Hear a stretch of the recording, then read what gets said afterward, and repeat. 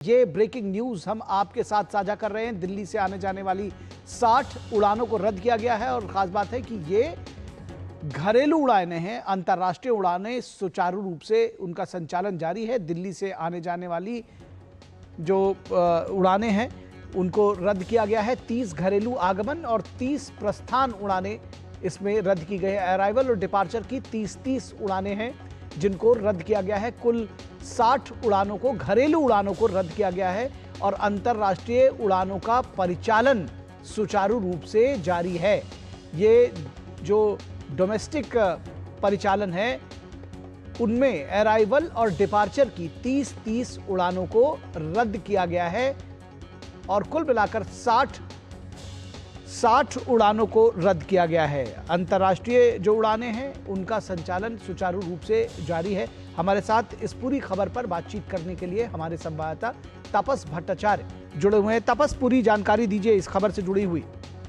कुछ दिनों से चल रहा था कि दिल्ली एयरपोर्ट पे स्ट्रिक्टनेस की जा रही है और उसके साथ जो अहम बात मैं बताना चाहूँगा कि इससे पहले यानी कल था इंटरनेशनल जो अराइवल थे वो इम्पैक्ट हुए थे, लेकिन इस बार आज जो अभी तक डिटेल आया है शाम तक का, उसमें अभी तक सिर्फ 30 अराइवल और 30 जो डिपार्चर है डोमेस्टिक एयरलाइंस का वो इम्पैक्ट किया है। तो ये अहम चीज़ है और ये ज़्यादातर ऑपरेशनल वजह से ज़्यादा है। ऑल्दो ये बताया जा रहा है दिल्ली एयरपोर्ट और मुंबई एयरपोर्ट को भी सचेत किया जा रहा है और जितने भी एयरपोर्ट्स हैं देश भर में उन सब में सीआईएसएफ की जो स्ट्रिक्ट जो है वो उसको बढ़ाया जा रहा है। एक तरह से ये बताया जा रहा है दिल्ली में और मुंबई में कि जो सीआईएसएफ की टुकड़ियां हैं, सीआईएसएफ के जवान हैं, उनको बैगेज में भी लगाया जा रहा है। उनकी बैगेज चेकिंग को भी ध्यान में रखा जा रहा है क्योंकि टेंशन बहुत ज़्यादा है। और सबसे बड़ी बात है, हमने देखा है पहले भी कि किस तरीके से पाकिस्तान से हाईजैक के इस तरीके से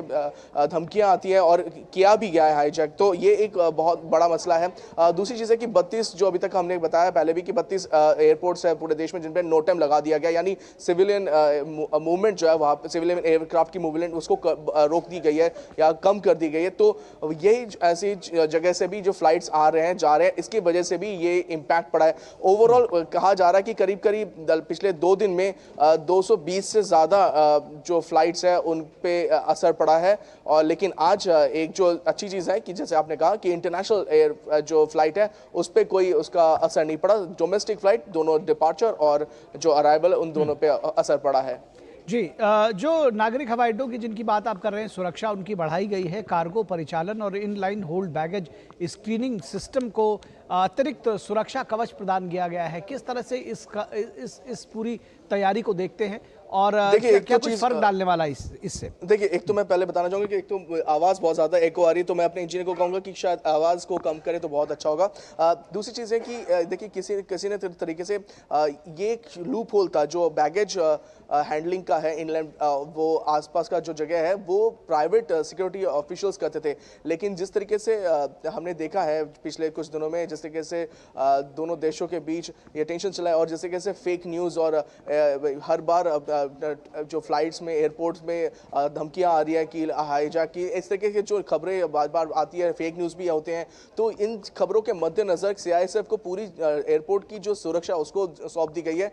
पहले भी कर रही थी, लेकिन जो 2-3 चीज़ें थी जो प्राइवेट सिक्योरिटी एजेंसी कर रही थी उनको भी दिया गया है सीआईएसएफ को। और ये शायद सबसे बड़ी खबर है इस बारे में, क्योंकि एयरपोर्ट हमने देखा है कि बहुत ज़्यादा संवेदनशील होते हैं और इनकी सिक्योरिटी बहुत मायने रखती है, बहुत इंपॉर्टेंट हो जाती है। और जैसे कंधार हाईजैक, आपको याद होगा कि जिस तरीके से हाईजैक किया गया था, तो उससे निपटने के लिए पहले से ही चीज़ों को सोच के आगे बढ़ा जा रहा है। और जैसे मैंने कहा, सिक्योरिटी चाक चौबंद प्रबंध किए जा रहे हैं। सीआईएसएफ बहुत ही दुरुस्त है, हमने देखा है कि उनकी जो सिक्योरिटी रही है। उसके साथ साथ सेकेंड टियर जो स्क्रीनिंग है वो भी कर दी गई है। एक बार स्क्रीनिंग करने के बाद एक और बार स्क्रीनिंग करने का भी एक प्रावधान रखा गया है, तो वो भी एक अच्छी चीज़ है। तो जो लोग आ रहे हैं एयरपोर्ट में थोड़ा समय ज़्यादा लेके आए, क्योंकि सिक्योरिटी एस्पेक्ट ज़्यादा है। फ्लाइट्स में एंट्री और बोर्डिंग का टाइम लगेगा, तो थोड़ा समय लेके आए और फ्लाइट में थोड़ा अपना शांति बनाए, क्योंकि हमने पिछले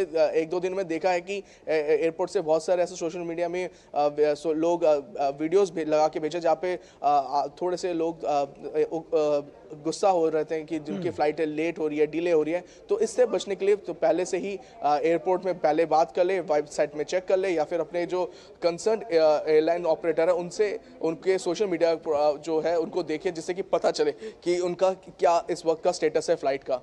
जी जी जी, निश्चित तौर पर आपने बड़ी बात कही कि इस वक्त थोड़ा धैर्य बनाए रखें और जो हमारी एयरलाइंस हैं उनका स्टेटस चाहे सोशल मीडिया के ज़रिए, जो उनकी सोशल मीडिया प्लेटफॉर्म्स हैं उसके ज़रिए, या जो दूसरे उनके अनाउंस करने के जो उनके ज़रिए हैं उसके ज़रिए चेक करें कि आपकी फ़्लाइट की क्या स्थिति है और उस हिसाब से एयरपोर्ट पहुँचें। और सबसे ख़ास बात है कि